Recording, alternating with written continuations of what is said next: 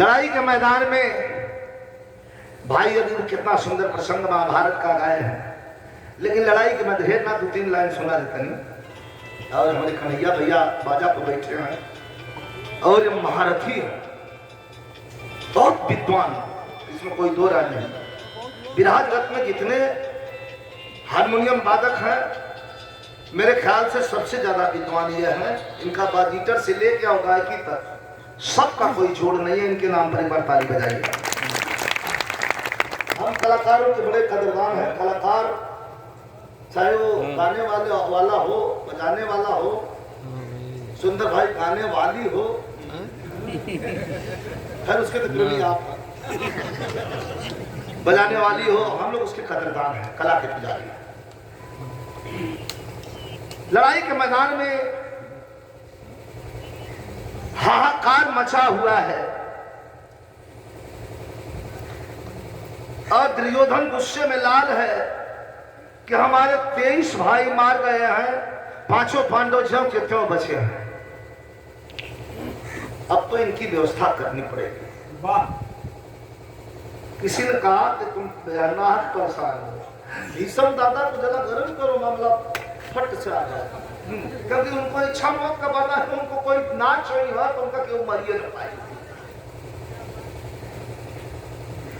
जा करके भीष्म दादा को गर्म कर दिया, कहा कि दादा मुझे तो लगता है कि अन्न हमारा खाते हैं, लेकिन पांडवों वाली कर रहे हैं आप। रोने लगे भीष्म दादा, कहते हैं कि हे दुर्योधन, तुमने ये कह करके आज मुझे श्रापित कलंकित कर दिया। मैं हस्तिनापुर के राज गद्दी के लिए जी रहा हूं और हस्तिनापुर के राज गद्दी पर अगर किसी की अंगुली उठी तो उसकी बाजू काट लिए जाएगी।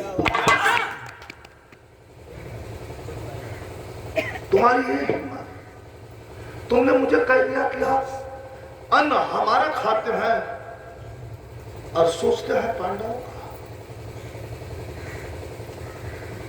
रोने लगे भीष्म दादा, और मेरे धैर्य की परीक्षा मत लो दुर्योधन।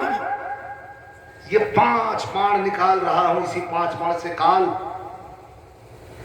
5 पांडवों को मौत के घाट उतार दूंगा, लड़ाई का मैदान समाप्त हो जाएगा।